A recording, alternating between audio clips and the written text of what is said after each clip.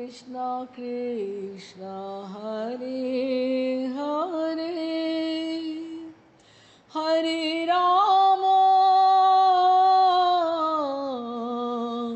हरे राम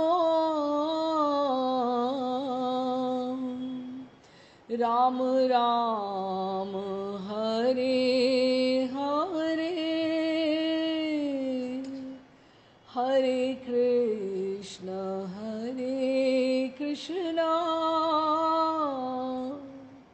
कृष्ण कृष्ण हरे हरे हरे राम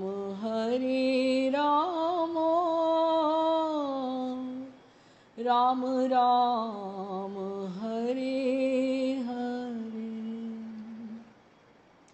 श्री कृष्ण चैतन्य प्रभु नित्यानंद श्री अद्वैत गदाधर श्रीवासादि गौर भक्तवृंद श्री रूप सनातन भट्ट रघुनाथ श्री जीव गोपाल भट्ट दास रघुनाथ एही छे गोसाई कोरी चरण वंदन यहाँ हैते विघ्नाश्रे अभीष्ट पुरन अभीष्ट पुरन अभीष्ट पुरन। राधे श्याम जी, आज हम 34वां सत्र में हैं चैतन्य लीला माधुरी के। बहुत ही सुंदर लीला है आज की। उसका जो प्रसंग है बहुत आत्मीयता से और भावपूर्ण है। हाँ जी, तो बहुत सुंदर लीलाएं हैं। पिछली बार हमने जगाई मधाई के उद्धार की बात की थी, तो उसके पश्चात ठाकुर जी का जो गौरहरि का संकीर्तन का जो विस्तार है, नाम प्रचार है, वो तो श्रीवास आंगन में हो रहा है और धीरे धीरे नदिया में भी फैल रहा है।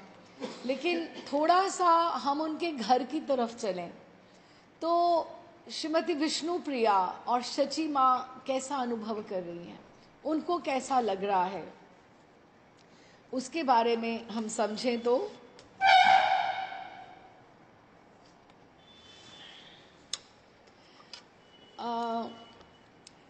श्री निमाई जो हैं, निमाई चांद रात्रि में वहां पे श्रीवास आंगन में संकीर्तन करने से रात रात भर जागकर कीर्तन करते थे।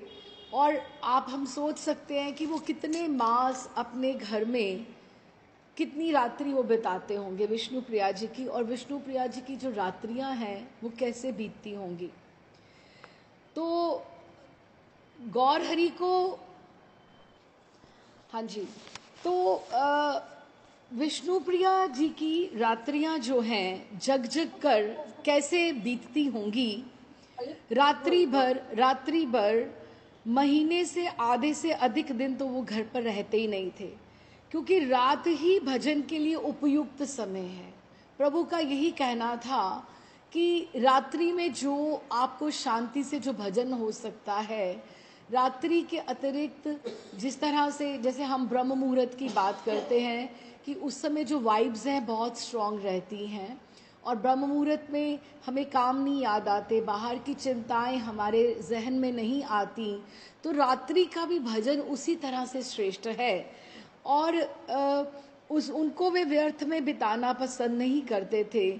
प्रभु अपने मुख से ही कहते थे, प्रभु बोले भाई सब सुनो मंत्र सार,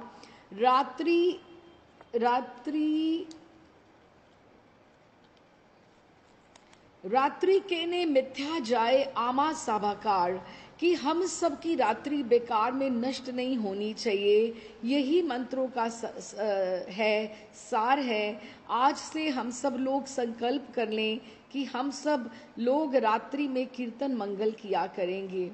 और जिस दिन अपने घर संकीर्तन होता उसी दिन केवल प्रभु अपने घर शयन कर पाते थे, क्योंकि अधिक रात्रियां उनकी कहाँ बीत रही हैं, श्रीवास के आंगन में। और श्री माई चांद अर्धरात्रि को अपने घर में फिर आके शयन नहीं करते, या कभी सुबह सुबह आ भी जाते, इसलिए शची माँ को बहुत दुख होता। प्रिया जी, विष्णु प्रिया जी दुखी रहती, परंतु करती क्या, पुत्र के भाव और गति को देखकर शची माँ उनको कुछ भी कहने का साहस नहीं कर पाती। एक दिन भोजन के समय शची देवी ने पुत्र से कहा, बेटा निमाई, तुम अपने घर में ही कीर्तन क्यों नहीं करते हो? मैं देखूंगी, बहू भी देखेगी, हमारा भी मन लगेगा, हम भी तो समझें कि कैसे कीर्तन होता है। श्री गौरांग माँ की बात सुनकर थोड़ा हंसे। उस हंसी का मर्म रसज्ञ पाठक पाठिकागण हम समझ लें कि विष्णु प्रिया जी इस संबंध में अपने प्राण वल्लभ को तो कुछ कहने का साहस कर नहीं पाती थी, मन ही मन तो वो दुख करती ही थी।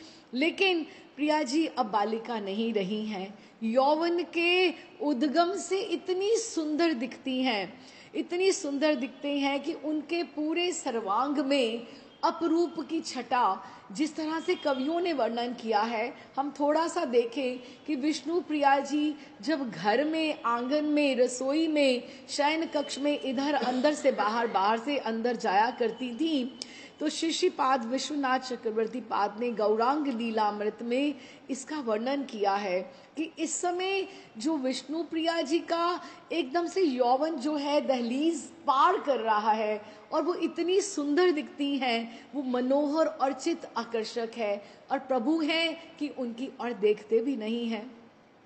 एक तो वो ऐसे ही इतनी सुंदर हैं कि उनके श्री अंग का स्वर्ण जैसा गोरी है और विद्युत को हराने वाला है, और मुखमंडल पर कोटि कोटि चंद्र की शोभा है। ये सब बंगला में लिखा गया है। कनक दामिनी जिन्हें अंगेर चरण, कत वरण कत कोटि चांद शोभा सुचारु वदन, की और सुंदर सी वेणी, जैसे सांप होता है, भुजंगनी सी, वो उनके नितंब के ऊपर झूमते झामते चलते फिरते वो शोभायमान होती है। और कुटिल केश पाश भ्रमर की पंक्ति, जैसे हम प्रिया जी का विग्रह में देखें तो प्रिया जी का इधर आगे आती हैं, तो ऐसे ही काम करते रसोई में विष्णु प्रिया जी की घुंघराली अलकावली ऐसे लगता था जैसे भंवरे के समान उनके मुखारविंद पे आती हैं, और दोनों गाल उनके दर्पण के समान झिलमिल करते थे। कानों पर मणिमय कर्ण का आभूषण, एकदम से भरे भरे कान, और मुक्ता की नक्काशी उसके ऊपर की हुई थी, और उसके भार के कारण, क्योंकि कानों के आभूषण इतने भार हैं, तो सांकल वो जो मोतियों की लड़ी होती उसके साथ उन्होंने केशों में पीछे ऐसे बांध रखी होती थी, और सोने के धागे में नन्हे नन्हे मोती पिरोकर पद्म राग जैसे मणि के बीच में सीमंत अर्थात उनका सिंदूर, वहां पे यहाँ से लेकर वहां तक पद्म राग की मणियों, ये 500 साल पहले ही बात है। और जगन्नाथ मिश्र का घर बहुत बड़ा तो नहीं गिना गया, लेकिन उस समय सोना चांदी सबों के घर में मणियां हुआ करती थी, सीमंत की रचना होती थी, कपाल में सिंदूर का टीका प्रभात में ऐसे लगता था जैसे अरुणोदय के समान है, जैसे सूर्य उग रहा होता है। चिबुक के ऊपर कस्तूरी का बिंदु शोभित है, और सुरंग अधरों पर मीठा मीठी हंसी सबके मन को हरने वाली है। ऐसे और भी बहुत सुंदर उन्होंने कि वो कैसे चंदन की पत्रावली उनकी सखी कांचना, जो बहुत उनके प्रिय की सखी थी, वो किया करती थी, और क्रम से उन्होंने सोने की उन्होंने कटी बंधन, जैसे कटी में चलते फिरते एकदम से घंटिकाओं की आवाज आती, और स्वर्ण चंपा की कलियों के उन्होंने गजरे पहने रखते। बंगाल में कितना सुंदर वो फूल आते हैं, तो उन्होंने कितना सुंदर, और भी बहुत सारा है जब उन्होंने बताया है, बहुत सुंदर है कि सुनहले कमल दंड के समान दोनों भुजाओं की गोलाई है, कि भुजाएं कितनी सुंदर हैं, कि कुल मिलाकर अगर हम कहें कि प्रिया जी विष्णु प्रिया इतनी सुंदर हैं कि वो पूरा जैसे घर में शची मैया को भी खूब आनंद देती हैं जब अंदर बाहर जाती हैं। तो लेकिन वो मन ही मन दुख पाती, क्योंकि उनकी जो इतना यौवन काल में उनका अभी उतना भाव नहीं उदय हुआ भक्ति में, और वो चाहती हैं कि मेरे प्राण प्रिय प्राण वल्लभ मेरी और थोड़ा सा देखें, निहारें कि मैं कैसी लगती हूँ। लेकिन एक दंड भी प्राण वल्लभ को उनको देखे बिना चैन नहीं आता है, और उनके प्राण वल्लभ रसिक शेखर नटवर वेश में बस हंसते हंसते उनके साथ एकत्र बैठकर अगर सामने प्रसाद भी पालें तो उनके मन को वो हरण कर लेते। उनको बहुत अच्छा लगता इतने में ही कि उन्होंने इतना मुझे देखा भर मेरे यहाँ मेरे हाथ से उन्होंने बनाया हुआ प्रसाद पाया। पति प्रिया श्रीमती विष्णु प्रिया देवी का हृदय प्राण वल्लभ के आदर और प्रेम से एक बार द्रवित हो जाता। प्रिया जी सोचती कि उनके प्रति प्रभु की बड़ी दया और अनुग्रह है, बड़ी प्रीति और बड़ी स्नेह है कि अपना अमूल्य समय जो वो भक्ति का सबको बताते हैं वो प्रिया जी के साथ उन्होंने 2 घंटा भी दिन में अगर बताए बात की तो इतनी भी वो उसको कृपा जानती। लेकिन श्रीमती विष्णु प्रिया जी देवी को ऐसी आशा ही नहीं थी। क्यों? क्योंकि एक तो देखो नारी का मन, और छोटी उम्र की हैं, उनको स्नेह इतना प्रभु से मिला तो है, लेकिन इतना नहीं उनके हृदय की बात हम सोचें, और माँ उनको कैसे देखती हैं। अब बीच बीच में सब बातें सोचकर प्रिया जी को बहुत दुख होता था। अच्छा, कभी कभी प्राण वल्लभ के प्रति अभिमान करती, मान कर लेती कि अब आएंगे ना तो मैं सारी रात्रि वो शैया पर जाग कर बिता देती कि देखो आज मैंने इतना सुंदर श्रृंगार किया है, आज प्रभु शायद श्रीवास आंगन से जल्दी लौट आए, लेकिन वो आते ही नहीं। फिर उनको खीज होती, घर का द्वार बंद कर देती कि मैं सोने लगी हूँ, कम से कम आकर खटखटाएंगे तो सही। मन ही मन सोचती प्राण वल्लभ आकर मुझे पुकारेंगे ना तो भी मैं खोलूंगी नहीं, यदि द्वार खोल भी दूंगी तो उनको मैं भीतर नहीं आने दूंगी, यदि घर के भीतर आने भी दूंगी तो उनको शैया पर अपने स्थान नहीं दूंगी, यदि घर के भीतर यदि शैया पर एक और स्थान दूंगी एक तो उनके साथ मैं बात नहीं करूंगी, यदि कदाचित बात भी कर लूंगी तो उनको मेरे प्रति देखने भी नहीं दूंगी, अपना मुंह के ऊपर घूंघट ले लूंगी। इस तरह नाना प्रकार के चिंतन करते करते प्रिया जी को रात को नींद ही नहीं आती, शैया कंटक बन जाती, कभी उठती कभी बैठती, और प्राण वल्लभ के आगमन की प्रतीक्षा में बार बार वो द्वार तक जाती और वापस आती, कभी बैठती कभी उठती कभी प्रतीक्षा करती। इसी प्रकार रात्रि बीत जाती। किसी किसी दिन विरक्त होकर और दुख और क्षोभ से प्रिया जी को इतना दुख लगता कि वो सास के कमरे में जाकर माँ के साथ जाकर सो जाती। शची देवी को तो किसी दिन पता चलता, किसी दिन नहीं भी पता चलता, क्योंकि पहले तो प्रिया जी अधिक रात तक प्रभु के आगमन की ही प्रतीक्षा में होती, अर्धरात्रि में आती। अब आप ये हम सोच के देखें कि नवयुवती बालिका को जो इतना सुंदर श्रृंगार करती है उनको कितना दुख है। और तो सास को पता लगता, कभी कभी ना भी पता लगता, क्योंकि जब प्रिया जी जब तक आती वो तब तक तो आधी रात्रि में माँ कब से वो शयन कर चुकी होती, तो फिर उस समय शची देवी घोर निद्रा में होती। प्रातः काल में उठकर बहू को अपनी शैया पर सोकर देखकर समझ जाती, ओहो आज रात फिर निमाई नहीं आया, मैं इसका क्या करूं। सोई हुई पुत्र वधु को देखकर शची देवी सिर पीट कर बोलती, हाँ देव, इस सोने की पुतली इस बहू के दुख को मैं अब अधिक सहन नहीं कर सकती हूँ। हाँ विधाता, इस अभागिनी के भाग्य में इतना क्यों दुख लिख दिया, इसको पति का सुख है ही नहीं। श्रीमती जी निद्रित हैं, माँ की इन बातों को नहीं सुन पाती। और उधर कीर्तन में सारी रात जागरण करके जब गौरांग प्रातःकाल घर लौटते तो प्रिया जी देखती कि प्राण वल्लभ की दोनों आंखें लाल हो रही हैं, शरीर में आलस्य है, और मुख मलिन हो रहा है।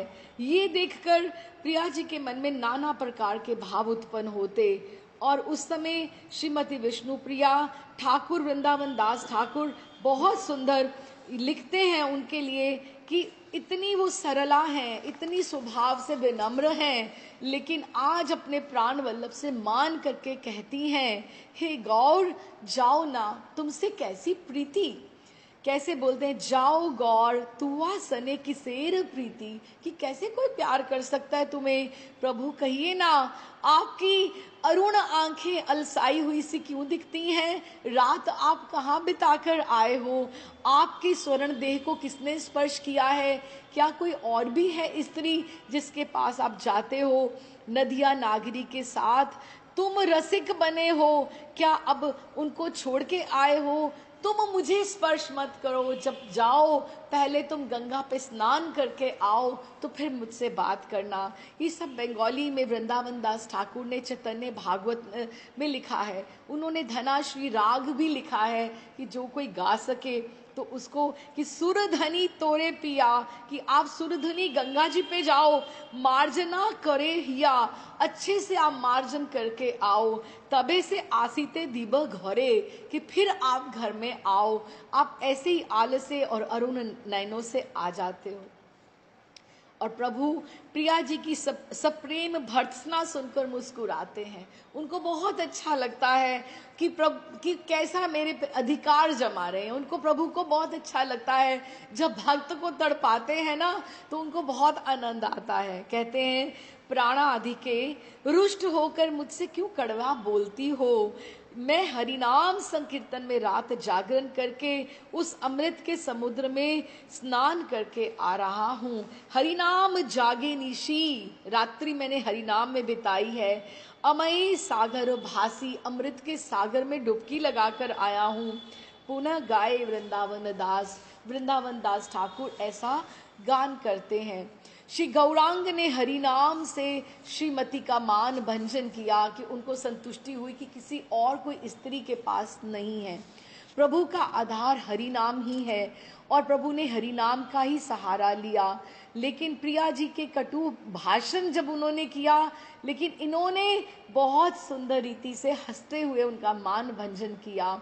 और प्रिया जी जब उनकी ये बात की तो गौरांग ने भक्ति रस की अवतारणा का करके प्रिया के मन में भी प्रेम भक्ति का उन्मेष किया कि प्रेम भक्ति तुम भी करो जैसे मैं कर रहा हूँ। और प्रिया जी का अभिमान और क्रोध शांत हो गया। उनकी कोई भी अब बात करने की क्षमता नहीं रही जब उन्होंने कहा, हरि नाम जागे निशी अमया सागरे भासी, कि मैं तो अमृत के सागर में गोते लगाकर आ रहा हूँ। कहकर प्रभु जब हंसते हंसते प्रिया जी के सामने सारा रात का वृतांत खोल के दिया, तो वो तुरंत उनका मान चला गया और उनके प्राण वल्लभ के कातर और मलिन मुख को देखकर कि प्रभु बहुत थके हुए हैं, मुझे उनके चरण छापन करने चाहिए, मुझे उन्हें और कष्ट नहीं देना चाहिए, मैं उनको जल पूछूं, उनको प्रसाद के लिए पूछूं। तो प्रिया जी की भर्त्सना प्रभु को भी अच्छा लगता है कि जो अधिकार में बोलते हैं, भक्त का क्रोध, भक्त का तिरस्कार और भक्त की कोई भी बात प्रभु को सब प्रिय लगती है कि वो मेरे से संबंध मान रही हैं। वे कहते हैं, प्रिया यदि मान कौरी कौरे भर्त्सन, वेद स्तुति हेते सोई हरे मोर मन, कि मेरे मन को वो भी भर्त्सना भी बहुत अच्छी लगती है। अब प्रभु ने मान भंजन के लिए, क्योंकि ये मान भंजन करना है प्रभु ने, तो प्रभु ने सोचा कि मैंने नदिया में जगाई मधाई का उद्धार हुआ, श्रीवास के यहाँ तो रोज संकीर्तन हो ही रहा है, क्यों ना मैं एक दिन अपने संकीर्तन का स्वरूप, अपने सब पार्षदों का, अपने सब भक्त परिवार का, परिकर परिवेश का जो स्वरूप है, माँ को और इनको श्रीमती विष्णुप्रिया को दर्शन कराऊं। तो उन्होंने श्रीमती का मान भंग होने पर श्री गौरांग ने हंसकर प्रिया जी से कहा कि मैं सोच रहा हूं कि चंद्रशेखर आचार्य के घर हम कृष्ण लीला करें और आपको भी हम बुलाएं। अच्छा, तुम देखने आओगी ना? प्रभु पूछ रहे हैं उनसे। माँ और तुम दोनों आना, हम सब मिलकर लीला करेंगे, लेकिन उस समय तुम मुझको पहचान सकोगी ना? हाँ, देखो कितनी हंसी की बात करते हैं, कहते हैं तुम मुझे पहचान सकोगी ना? तो प्रिया जी ने मुस्कुराकर उत्तर दिया, आपको कैसे ना भला पहचान पाऊंगी। एक तो आप इतने लंबे हो, इतने बड़े हो, आप तो इतनी भीड़ में भी मैं आपको पहचानूं, सैकड़ों आदमियों में भी आप पहचाने जा सकते हो, लेकिन आप क्या बनने वाले हो? प्रभु बोले, ये तो अभी मैं तुम्हें बताऊंगा नहीं, तुम देखना जब चंद्रशेखर मौसा जी के यहाँ होगा, रास लीला होगी, लीला अभिनय होगा, तो फिर आप देखना। और फिर प्रिया जी ने और अनुरोध नहीं किया कि प्रभु थक कर आए हैं, और प्रभु के श्रीमुख की ओर देखकर मृदु मुस्कान के साथ बोली, अच्छा, मैं सोच रही हूं तुम कौन से पात्र का अभिनय करोगे, पर एक बात बोलूं, अगर आप स्त्री का अभिनय करोगे ना तो आप बहुत अच्छे लगोगे, क्योंकि क्योंकि आपका जो मुखारविंद है ना, आपके जो नेत्र हैं बड़े बड़े सुगठित हैं, आपके जो श्री अंग हैं बहुत सुंदर हैं, पर आप स्त्री का स्वरूप नहीं धारण कर सकते हो। आप इतने लंबे जो हो, इतने लंबी स्त्री कैसे अच्छी लग सकती है? हाँ, तुम स्त्री का अभिनय करोगे तो अच्छे लगोगे, पर नहीं लगोगे, आप लंबे भी तो बहुत हो ना। प्रभु मुस्कुराकर श्रीमती से विदा लेकर थोड़ा सा विश्राम की ओर बढ़ते हैं। तो ये तैयारी होती है कि मान भंजन उन्होंने करना है, कैसे करना है। मेरा मन तो है कि हम आज की सिटिंग में इसका विश्राम करें, देखें ठाकुर जी कहाँ तक लेकर जाएं। तो एक दिन सुबह उन्होंने इंगित तो किया मान कि हम करेंगे, तो एक दिन गौर किशोर श्रीवास आंगन में अपने भक्तों को भी तो सूचित करना है ना उन्हें, कि किस तरह से उनको सूचित करना है। अच्छा, एक दिन श्री गौर किशोर श्रीवास आंगन में विराजमान थे, अब भक्तों को भी तो बताना है। तो बैठे बैठे अकस्मात आपके मन में ब्रिज लीला का स्मरण हो आया, और आप प्रेमाविष्ट होकर श्रीवास से बोले, श्रीवास मेरी वंशी कहाँ है? भक्तवर श्रीवास पंडित श्री गौर हरि को जानकर, उनके भाव को समझकर बोले, प्रभो, आपकी वंशी तो गोपियों ने चुरा ली थी। ये सुनकर गौर हरि कुछ क्षण तो मौन रहे, अनंतर श्रीवास पंडित को श्री कृष्ण चंद्र की श्री वृंदावन लीला के वर्णन करने का आदेश दिया कि आज तुम मुझे कुछ वृंदावन के बारे में सुनाओ। प्रभु की आज्ञा शिरोधार्य करके श्रीवास पंडित ने विस्तार पूर्वक ब्रज लीला का वर्णन किया कि प्रभु को भी वृंदावन की लीला का श्रवण बहुत सुंदर लगता है, रसमय लगता है। श्री नवदीप चंद्र ने ब्रज भाव से विभावित होकर नवदीप में ही भक्तों के साथ पूर्व लीला का अभिनय करने की अपनी इच्छा प्रकट की, कि उनको बताया कि अच्छा, उन्होंने बोला कि आप सबको बताया कि मेरा मन है कि हम ब्रज लीला करें, हम वृंदावन की लीला करें। इसके लिए चंद्रशेखर आचार्य रत्न का ग्रह चुना गया है। अब ये घर चुनने का क्या अभिप्राय था? एक तो महाप्रभु चाहते हैं शची मैया और विष्णु प्रिया वहां आए, तो श्रीवास का घर, श्रीवास जी का आंगन बड़ा तो है, वो दूर है, और प्रभु का घर इतना बड़ा नहीं है कि सारा उनका परिकर और पार्षद सब समा पाए। तो इसलिए उन्होंने मौसा जी के घर में वो निसंकोच होकर वो आ सकते हैं, कि उनको अच्छा लगेगा कि अपनी बहन के घर वो आ रही हैं, क्योंकि उनका बड़ा घर है, और क्योंकि वो वंचित नहीं करना चाहते कि मैं लीला अभिनय करूं और मुझे शची माँ नहीं देखे और विष्णु प्रिया नहीं देखे, इसलिए उन्होंने कहा चंद्रशेखर आचार्य रत्न का घर अच्छा सुयोग्य स्थल है और एकांत भी है, तथा महाप्रभु के मंदिर के घर के पास भी है। इस स्थल को चुनने का विशेष भाव यही था कि यहाँ पर शची मैया और विष्णु प्रिया जी इस अभिनय के सहज में ही दर्शन कर सकती हैं। उपरोक्त स्थान निश्चित हो जाने पर गौर हरि ने अपने प्रिय भक्त सदाशिव कविराज तथा बुद्धिमंत खां को बुलाकर आज्ञा दी कितना सुंदर, एक एक पार्षद ने कितने कितने कार्य निभाए हैं, वो उनका सिद्ध परिकर है। कि हम सोचें कि हमने ये किया, हमने ये किया ना, वो इतने सुंदर रीति से हर कोई जिम्मेदारी दायित्व ले लेता है। सदाशिव कविराज और बुद्धिमंत खां को बुलाया और आज्ञा दी, तुम दोनों श्री चंद्रशेखर आचार्य रत्न के घर। और चंद्रशेखर जी कौन है, हमने पहले भी बात की थी, ये साक्षात चांद चंद्रमा का अवतार है, चंदा मामा जैसे हम बोलते हैं, तो ये चांद का अवतार है। चंद्रशेखर आचार्य रत्न के घर जाकर श्री कृष्ण लीला अभिनय की तैयारी करो, आप करो तैयारी, बुद्धिमंत खान और सदाशिव कविराज। और देखना अभिनय आज ही रात्रि में होगा। अब आज ही रात्रि का अर्थ क्या है, कोई डायलॉग्स नहीं दिए गए किसी को, कोई रिहर्सल्स नहीं हुई है।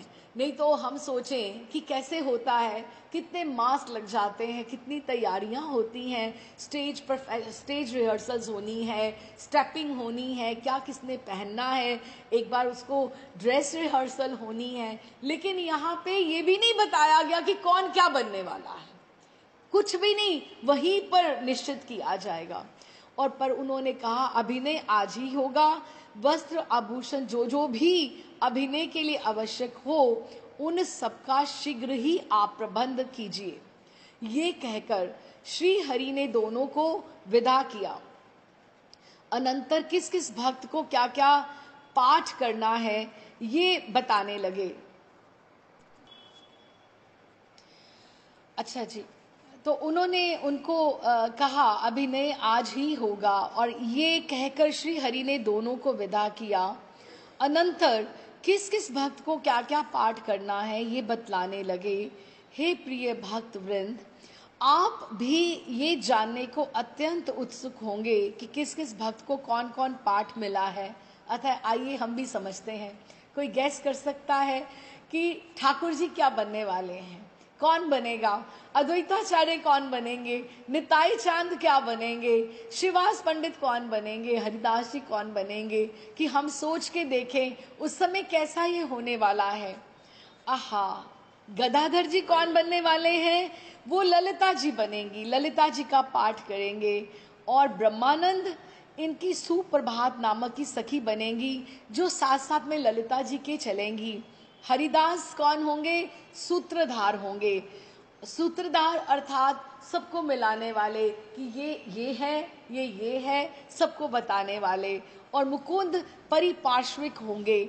मुकुंद परिपार्श्विक किसको बोला जाता है कि हेल्पर टू डायरेक्टर, कि जो एकदम से सबको निर्देश देंगे, ये आप जाइए, अब आप जाइए। अब आप देखो कुछ रिहर्सल्स नहीं हुई, कुछ नहीं हुआ, क्या होने वाला है, कितना रस बरसने वाला है। तो वासुदेव आचार्य वेश बनाने वाले होंगे। अब मेन कौन रहा, नित्यानंद जी। नित्यानंद कौन बनेंगे, योग माया बुढ़िया बनेंगी, पौर्णमासी जी जो मिलाएंगी। नित्यानंद वैसे तो कितने नवयुवक हैं, लेकिन वो बूढ़ी का वेश धारण करेंगे, पौर्णमासी का, जैसे योग माया बुढ़िया होंगे। और श्रीवास पंडित कौन बनेंगे, जो वो एक्चुअल में है, वो श्री नारद जी महाराज का नाट्य करेंगे। और श्री राम सनातक बटुक होंगे। बटुक किसको बोलते हैं, जो बीच में थोड़ा थोड़ा हंसाने के लिए, जैसे कोई सोने वाले भी होते हैं, लोग कथा में सो जाते हैं, तो कोई ऐसे बीच में हंसाने के लिए भी कोई होते हैं, उसको बटुक बोला जाता है। तो फिर बटुक होंगे। अब सदाशिव अब सदाशिव कौन है, कविराज, ये चंद्रावली का अवतार है। और बुद्धिमंत खान ने श्री हरि की आज्ञानुसार उचित समय पर सब वस्तुओं का सुप्रबंध कर दिया गया। अब उनको भी नहीं पता है कि ठाकुर जी के हिसाब से कितने स्त्री के वस्त्र लाने हैं, पोशाक लानी है, या पुरुष की लानी है, प्रभु क्या बनने वाले हैं, ये किसी को कुछ भी पता नहीं था। लेकिन उन्होंने सुप्रबंध कर दिया। सुंदर सुंदर गलीचे, तकिया, दरी, चांदनी वस्त्र, आभूषण, कृत्रिम दाढ़ी, मूछ, छत्र, चामर आदि अभिनय के लिए जो भी आवश्यक वस्तुएं थी एकत्रित कर दी। इनके काम को देखकर श्री गौरहरि बड़े प्रसन्न हुए। किसी भी कार्य के लिए जो प्रभु दायित्व देते हैं तो अपनी शक्ति का संचार करते हैं और ऊपर से आशीर्वाद और देते हैं, वो बोनस होता है। और खूब प्रशंसा की। अभिनय से पूर्व श्री गौर सुंदर सब भक्तों से हंसते हंसते बोले, भक्तों, आपको पता है मैं कौन हूं? मैं क्या बनने वाला हूं?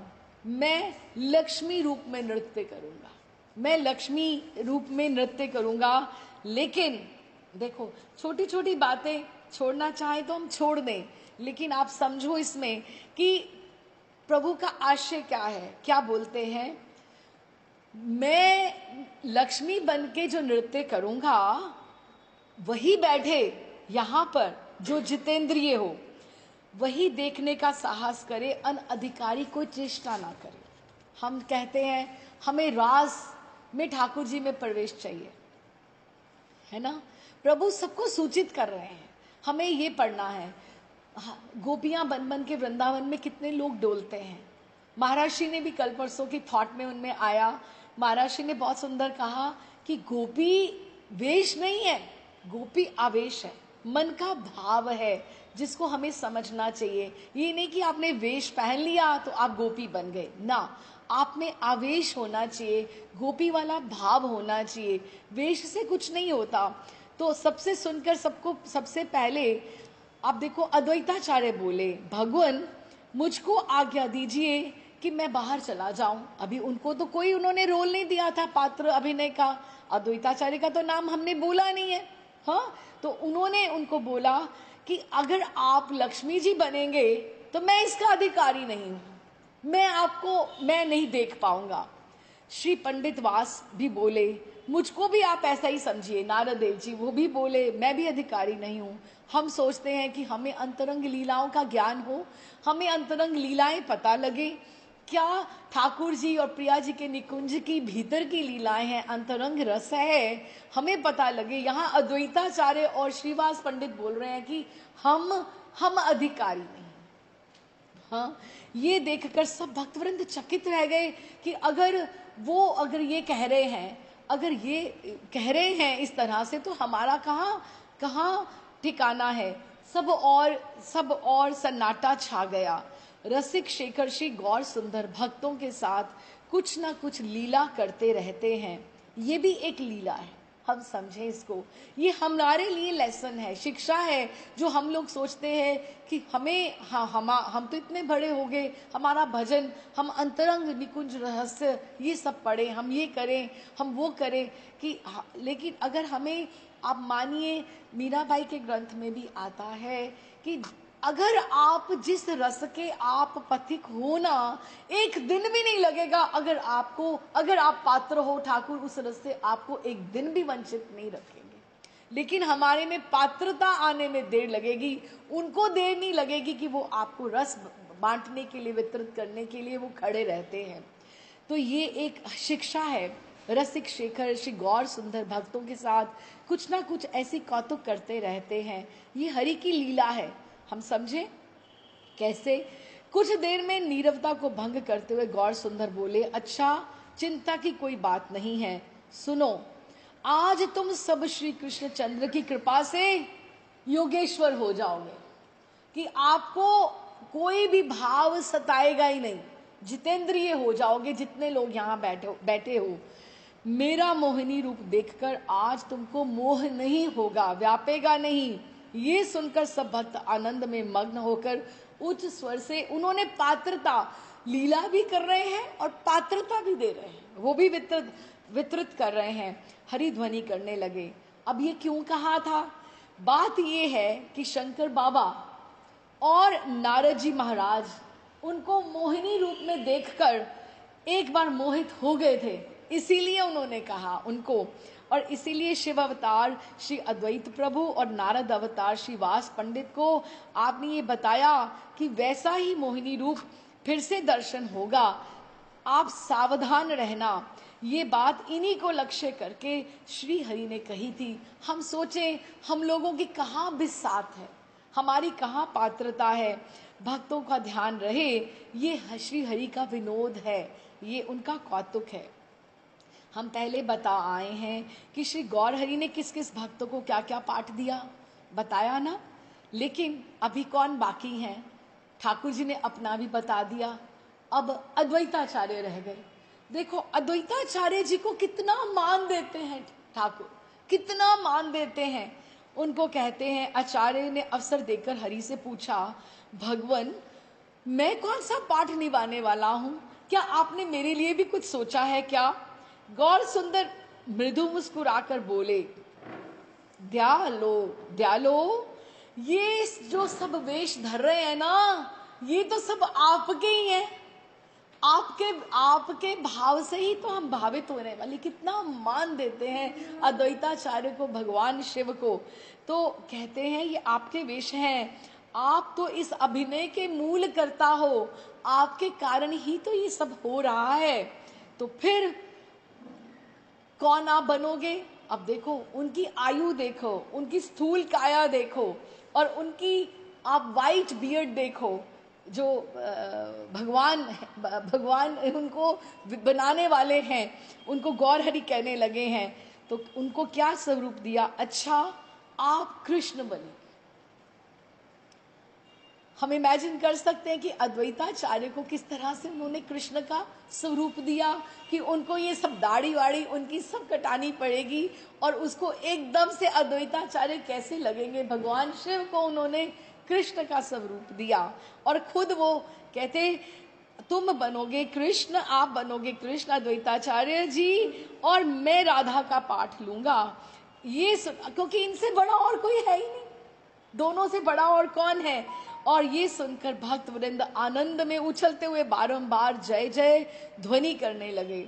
यथा समय अब क्या हुआ, नदिया वासी समस्त भक्त वृंद श्रीपाद चंद्रशेखर आचार्य के घर में आ गए।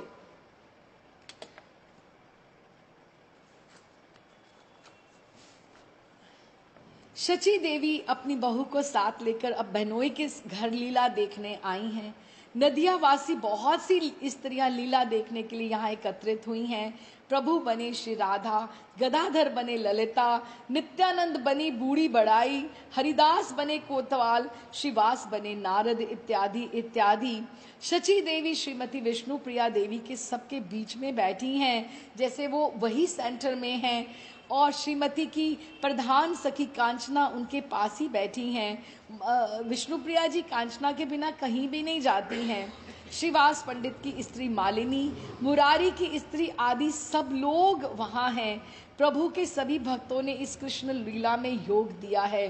गायक और वादक लोगों ने आकर पहले संगीत प्रारंभ किया, और सब भक्त लोग मुकुंद के कीर्तन से आनंद विहल हो उठे। चंद्रशेखर आचार्य के घर बड़ी भीड़ लग गई, और चारों ओर आनंद और कोलाहल व्याप्त हो गया। बारंबार हरिध्वनि से दिगंत पूरी दिशाएं एकदम से परिपूर्ण हो गई। पूरा खचाखच चंद्रशेखर आचार्य का घर भर गया। अब सर्वप्रथम गायक वृंद ने झांझ मृदंग अन्य वाद्य यंत्रों के साथ सुमधुर संगत आरंभ की, और उसके पश्चात मुकुंद ने राम कृष्ण गोपाल हरि, राम कृष्ण गोपाल गोविंदे, राम कृष्ण हरि गोविंदे, इस तरह से संकीर्तन प्रारंभ किया। कुछ देर संकीर्तन करने पर शुद्धिकरण जैसे एक छिड़काव हो गया सब भक्त जनों के ऊपर। तो हरिदास जी आए, वहां पधारे, और वैकुंठ के कोतवाल बनकर वो रंगभूमि में पधारे। और क्या कहते हैं, आहा आज तो कुछ वेश, आज कुछ निराला ही है। अब हरिदास जी भी आयु में कम तो नहीं है, तो लेकिन कितने सुंदर लग रहे हैं। कैसे, एक बार हम देखें, उनके दर्शन करें। सिर पर सुंदर पगड़ी बंदी है, कानों में कुंडल शोभित हैं, कांधे पर सुंदर दुपट्टा फहरा रहा है, हाथ में छड़ी घुमा रहे हैं, और चरणों में नूपुर धारण किए हैं, और चारों ओर घूम घूम कर कोतवाल की तरह कह रहे हैं, भैया सावधान हो जाओ, आज आपको पता है जगदीश्वर लक्ष्मी रूप में नृत्य करने वाले हैं। उन्होंने अनाउंस कर दिया। ये कहकर हाथ छड़ी को हिलाते हुए आप इधर उधर टहलने लगे और बीच बीच में ठहरकर सबको उपदेश करते जाते हैं, भाइयों कृष्ण भजन करो, कृष्ण की सेवा करो और कृष्ण नाम का उच्चारण करो, यही जग में केवल और सार और सत्य है। श्री हरिदास ठाकुर के वेशभूषा को देखकर सब भक्त प्रेमानंद में मग्न होकर हंसते हुए पूछते हैं, तुम कौन हो, यहाँ पर तुम्हारा क्या काम है, उनसे पूछ रहे हैं। तो हरिदास जी कहते हैं छड़ी घुमाते हुए, मैं वैकुंठ का कोतवाल हूँ। आपको पता है मैं वैकुंठ में गया, लेकिन वहां वैकुंठ में तो सूना सूना लग रहा था। पता लगा वैकुंठ से सारा परिवार तो नदियां में आया हुआ है और यहाँ पर प्रेम भक्ति को लुटाने के लिए हरि स्वयं पधारे हैं। आज उनका श्री लक्ष्मी रूप में दर्शन करके प्रेम भक्ति को लूट कर आप अपना जन्म सार्थक करो। मुझे मेरा यही काम है कि मैं आपको कृष्ण का नाम रटवाऊं और जगाता रहूं, मैं बीच बीच में आता रहूंगा। ये कहते हुए मुरारी गुप्त जो हनुमान जी का स्वरूप है, हाथ में हाथ देकर वो दोनों घूमने लगे, नृत्य करने लगे। दोनों प्रभु के अंतरंग प्रिय दास हैं। बड़े प्रेम से विचरण करते हुए वो पहरा देने लगे, जैसे जय विजय होते हैं कि कोई सोए नहीं, कोई कुछ नहीं करे बीच में। और कुछ देर में कौन आया, नारद रूप जी श्रीवास पंडित के रूप में। श्रीवास पंडित जी नारद जी के रूप में आए। कैसे लग रहे हैं? श्रीवास जी की भी आयु कोई छोटी तो नहीं है, जगन्नाथ मिश्र की आयु के तो है, लेकिन आपके सर्वांग में कल्याणकारी श्री भगवान के छाप चिन्ह लगे हुए हैं, सारे तिलक लगे हुए हैं और कांधे के ऊपर वीणा सुशोभित है। आपके पीछे पीछे ब्रह्मचारी वेश में कौन है? रमाई पंडित। रमाई पंडित कौन है? श्रीवास पंडित के भाई हैं वो उनके साथ हैं और उनके हाथ में कुश का आसन और कमंडल शोभा पा रहा है। तो दोनों भाई आए। रमाई ने इधर उधर देखकर अपने आसन को रंगभूमि में बिछा दिया। नारद वेशी श्रीवास पंडित रस बरसाते हरिगुण गाते हुए सभा के सबके प्रति कृपा दृष्टि करने लगे और इनको सब देखकर एकदम से मुस्कुराने लगे, पहचानने लगे कि ये कौन है। अद्वैत प्रभु ने कहा, आप कौन हैं और कहा यहाँ किस कारण से पधारे हैं? तो नारद वेशधारी श्रीवास पंडित बोले, मेरा नाम नारद है, मैं श्री कृष्ण के भजन गाने वाला हूँ, अनंत ब्रह्मांडों में घूम घूम कर श्री कृष्ण कीर्तन का प्रचार करता हूँ। मैं भी वैकुंठ में गया था, लेकिन वहां वैकुंठ नाथ के दर्शन नहीं हुए। पता चला कि हरि तो नदियां में आए हुए हैं, तो मैं भी आज उनका लक्ष्मी वेश में अपूर्व नृत्य होगा, उनके दर्शन करने के लिए मैं यहाँ आ गया। नारद अवतार श्रीवास पंडित ने जब उनको देखा तो एकदम से वो नृत्य ऐसे कर रहे थे, वाकई वो नारद देव जी लग रहे थे। तो वैष्णव पत्नियां वो जो आई हुई थी स्त्रियां, उन्होंने वो पहचान ही नहीं पाई ये श्रीवास पंडित हैं। और तो और शची माता भी संदेह में पड़ गई, लेकिन उनको थोड़ा सा संदेह हुआ तो मालिनी देवी से ऐसे कोहनी मार के पूछती हैं, हाँ बहन ये क्या पंडित जी हैं, श्रीवास जी हैं? मालिनी देवी ने एकदम से मुंह के ऊपर हाथ रख के हंसकर बोला, हाँ जी जीजी, ये तो पंडित जी ही हैं। श्रीवास पंडित के नारद को वेश देखकर माता जी को तो जैसे प्रेम में मूर्छा ही आने लगी। तो वैष्णव पत्नियां सबको देख देख के आनंदित हो रही हैं। और उसके पश्चात रसिक शेखर श्री गौर सुंदर ने विश्व मोहिन भुवनेश्वरी रूप में धारण कर रंगभूमि स्टेज को बोलते हैं, प्रवेश किया। गौर सुंदर भुवनेश्वरी श्री हरि के इस अनूप रूप के दर्शन कर चारों ओर से जय जय ध्वनि होने लगी। भक्तों के आनंद का ठिकाना ना रहा और प्रेमानंद में वो प्रेम अश्रु बहने लगे। इस भुवन मोहन रूप को जो भी देखता है, प्रभु ने तो सबसे पहले खुद ही अलार्म किया, सबको अलर्ट कर दिया कि आप सब एकदम से जितेंद्रिय होकर बैठना, प्रभु कितने सुंदर लग रहे हैं। और सब कहते ये साक्षात महालक्ष्मी है, पार्वती जी है, ऐसा रूप तो कभी भी देखने में नहीं आया, ये कितने सुंदर हैं। श्री गौर सुंदर भुवन मोहिनी श्री लक्ष्मी देश में वेश में रंग स्थल में विराजमान है। ये कैसे लग रहे हैं? तो एक बार विष्णु प्रिया जी के भी और शची माँ के माँ की आंखों से भी देखते हैं कि किस तरह से ये लग रहे हैं। हर ग्रंथ में अपना अपना आनंद है, हर ग्रंथ में उन्होंने अलग अलग से भाव उन्होंने दिए हैं। हाँ, श्रीमती विष्णु प्रिया देवी प्रभु को पहचान नहीं पा रही। अब जैसे प्रभु आए हैं उनको पहचान नहीं पा रही, परंतु उन्होंने पहले कह दिया था ना कि मैं आपको, आप लंबे इतने हो कि मैं तो दूर से पहचान लूंगी और आप स्त्री बनोगे तो बहुत सुंदर लगोगे। लेकिन परंतु मनोहर वेशभूषा में तथा नाना प्रकार के अलंकारों में सजे आज उनको लगा जैसे प्राण वल्लभ स्टेज के ऊपर जाकर थोड़े छोटे हो गए, थोड़े इतने लंबे नहीं लग रहे हैं जितने वो हैं। लेकिन उनको संदेह होने लगा, क्या यही मेरे प्राण वल्लभ हैं? साहस पूर्वक नहीं कह रही कि ये तो माँ देखो ये यही है, हाँ? परंतु श्रीमती जी ने तथा दूसरे लोगों ने सुन रखा था वे राधिका बनेंगे। अतः वृद्धा रूपी नित्यानंद को साथ लेकर सभी ने अनुमान किया कि ये तो प्रभु ही हैं। निताई ने वृद्धा का सुंदर साज सजा रखा है और वे प्रेम मगन होकर कमर टेढ़ी करके प्रभु का हाथ पकड़कर नाच रहे हैं। अभी कुछ कुछ ग्रंथों में, चैतन्य भागवत में कैसे लिखा है, हम थोड़ा थोड़ा सबका आस्वादन करते हुए चलते हैं। तो सभी लोग सतृष्ण रूप से एकदम से जैसे थर्स्टी होते हैं, सबकी आंखें तरसी हुई हैं प्रभु को देखने के लिए। तो एकदम से प्रभु को देख, प्रभु आते ही कह तो रहे थे वो लक्ष्मी का रूप धारण करेंगे, रुक्मणी का आवेश हो गया। एक तो ड्रेस रिहर्सल नहीं, डायलॉग्स नहीं, कुछ नहीं, अब ये पार्टी बदल गया। कह तो रहे थे मैं लक्ष्मी, मैं राधा बनूंगा, और क्या बन गए हैं? रुक्मणी। और क्या बोल रहे हैं? रुक्मणी बोलते बोलते रुक्मणी का उनको ऐसा लगा कि मेरा कल ही ब्याह होने वाला है, कल ही ब्याह होने वाला है और शिशुपाल आ गया है, कितने राजा लोग आ गए हैं, मैं कृष्ण को पत्र लिखूं, कृष्ण आ जाए, मेरा हरण करके मुझे यहाँ से ले जाए। और अविष्ट होकर श्री कृष्ण में विरह में विलाप करने लगी।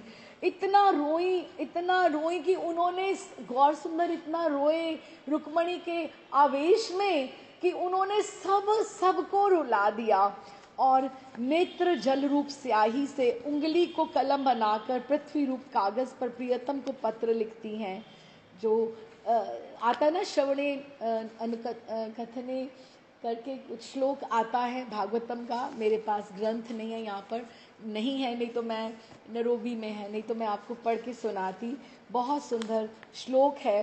तो नेत्र जल रूपी स्याही से वो एकदम लिखती हैं, हे भुवन सुंदर, आपके गुणों को श्रवण करके मैंने उनका श्रवण किया है नारद देव जी से, तो त्रिविध ताप दूर हो गए हैं, अंग शीतल हो गया है। हे नाथ, सर्व निधियों का लाभ तथा नेत्रों का परम लाभ आपका मनोहर दर्शन है। हे यादवों के सिंह, आपके पवित्र यश का श्रवण करके ये मेरा निर्लज चित्त केवल और केवल आपके पास आ रहा है। हे मेरे नाथ, जगत में ऐसी कौन कुलवती धीरा होगी जो अवस्था काल पाकर आपके श्री चरणों का भजन ना करें। सभी भजती हैं, विद्या को छोड़ती हैं, कुल शील धन वेश और धाम सब आपके बिना पाए निष्फल है। कि किसी को धाम मिल जाए लेकिन आपका प्रेम ना मिले तो वो निष्फल है, किसी को विद्या मिल जाए और आप ना मिलो तो वो शील धन मिल जाए लेकिन ठाकुर ना मिले तो उसके बिना वो व्यर्थ है। तो हे नरसिंह, मेरी ढीठता को क्षमा कीजिए। क्या करूं, मैं आपके श्री चरणों में जाते हुए अपने चित्त को रोक नहीं पा रही हूं। हे प्राणनाथ, मैंने तो आपके चरण वर लिए हैं, मन प्राण बुद्धि सब आपको अर्पण कर चुकी।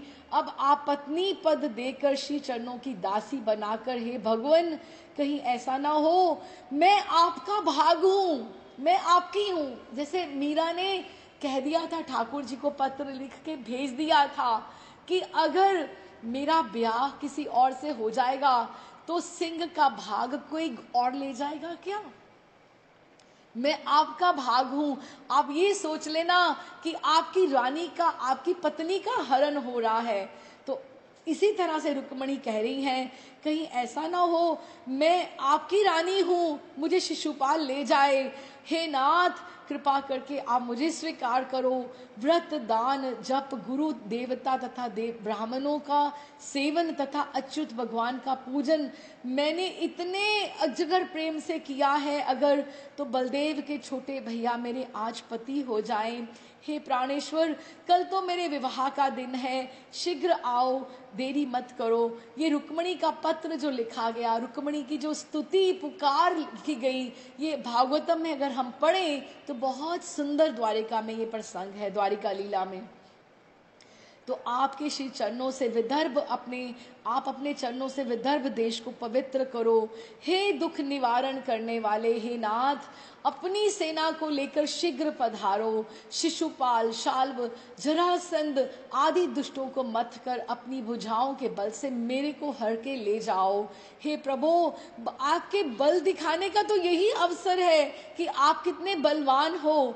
कारण ये कि आपकी आज पत्नी को शिशुपाल छीनना चाहता है, कि वो कहती है कि मैं समर्पण कर चुकी, मैं जो हूँ मैं आपकी पत्नी हूँ, आपकी कांता हूँ। हे स्वामी, जो आप ये सोचो कि बिना तुम्हारे बंधुओं को मारे, अगर आप मुझसे ये पूछें कि आप मेरे युद्ध करना पड़ेगा मेरे भाई से, मेरे पिता से, तो मैं उसका उपाय भी आपको बतला देती हूँ। आपको पता है हमारे कुल में विवाह से पहले दुर्गा पूजन का विधान है। बस मैं दुर्गा पूजन के लिए जाऊंगी, आप मुझे वहीं से हर लीजिएगा। और आप जिन चरणारविंद की रज को शंकर बाबा एवं महान पुरुष नित्य स्नान करने की इच्छा करते हैं, यदि वो रज मुझे कल ना मिली तो मैं उपवास करती हुई दुर्गा पूजा के लिए आऊंगी और वही अपने प्राणों को वही बाहर कुंड में अर्पण कर दूंगी। हे कमल नयन, जब तक आपके शिव चरण ना मिलेंगे तब तक मैं जन्म जन्म में कुंवारी रहकर ही मरूंगी। अब आप ये सोच सकते हैं कि रुक्मणी का ये जो प्रसंग कितना रो रो के वो गौरहरि कर रहे हैं और कितना सुंदर अभिनय कर रहे होंगे। और गौरहरि रुक्मणी भाव में अविष्ट होकर जैसे विलाप कर रहे थे, जैसे टपर टपर उनके अश्रु पड़ रहे थे। बहुत से भक्त वृंद भी अश्रुपात करने में हरि का साथ दे रहे थे, सब रो रहे हैं। और हरिदास ठाकुर धीरे धीरे बीच बीच में कहते जा रहे हैं, जागते रहना, जागते रहना, पहरा दे रहे हैं। कथा में हरिदास ठाकुर सबको जगाते रहते हैं। और गदाधर जी भुवन मोहिनी ललिता जी के वेश में सुप्रभात सखी के कांधे पर रखे हुए हाथ रखे हुए पधारे। इनके साथ साथ नित्यानंद प्रभु की लकड़ी टेकते टेकते बुढ़िया वेश में पधारी। तीनों स्त्रियों को आते देखकर हरिदास ठाकुर उनके पास पहुंचे और पूछने लगे, तुम कहाँ जाती हो?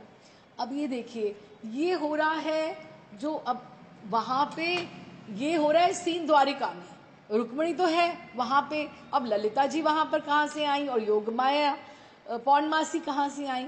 लेकिन रूप गोस्वामी पाद के अगर हम ग्रंथ पढ़ें तो उन्होंने सब उसमें वर्णन किया है कि उन्होंने उसमें उनका भी सम्मिश्रण दिया हुआ है।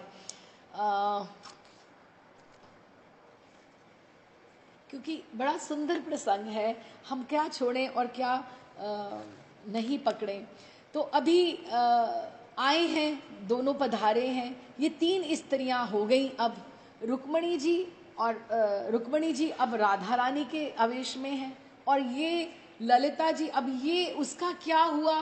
अब कोई डॉयलर की रिहर्सल्स तो हुई नहीं है। अब या तो उन्होंने हमें क्लिपिंग्स दी हैं कि एक रुक्मणी का प्रसंग हुआ है, या अद्वैताचार्य वो आए हैं कृष्ण बनकर, वो एक स्वरूप आया। अब जैसे ये दूसरी बात ये उठकर आई है, ये चैतन्य भागवत में हमें इस तरह से मिलता है।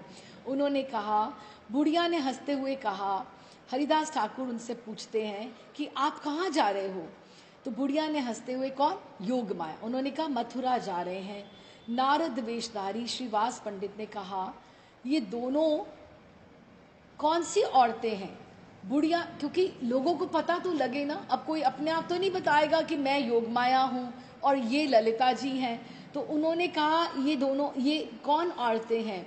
बुढ़िया ने कहा, तुमको इनसे क्या मतलब? श्रीवास बोले, कुछ पूछने में भी क्या डर है? बुढ़िया ने कहा, जी हाँ, क्या आपको नहीं पता कि हम कौन होती हैं? इनकी, क्योंकि ये वृंदावन से हैं, तो इनकी जो भाषा होगी ये वक्र टेढ़ी ही होगी। वहाँ के ठाकुर भी टेढ़े और वहाँ की पौर्णमासी और ललिता जी की भी भाषा टेढ़ी। तो उनकी ये बातें हो रही थी। तो इसी समय अद्वैता प्रभु ने गंगादास पंडित के सहित प्रवेश किया। इनको देखते ही दर्शक वृंद प्रणाम करके जय जयकार करने लगे। रात्रि का समय है, परम सुंदरियां, दो युवतियां और एक बुढ़िया के साथ जा रही हैं। ये अब एकदम से राधा रानी और ललिता जी दोनों का बात कर ली। तो उन्होंने गंगादास पंडित जी से पूछा, बुढ़िया आज रात्रि में कहाँ निवास करने वाली हो?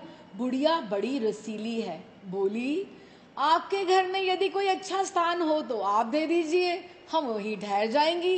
अब भाषा तो वृंदावन की बोली उन्होंने।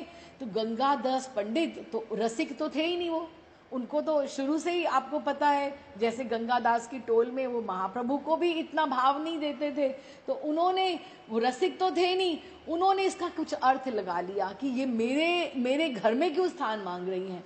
तो एकदम से आवेश में आकर कहने लगे, तू बुढ़िया होकर ऐसी बातें करती है, तुझे भला बुरा दिखता नहीं है? तेरा मेरा क्या मतलब है, जहां तेरा मन चाहे वहां जा।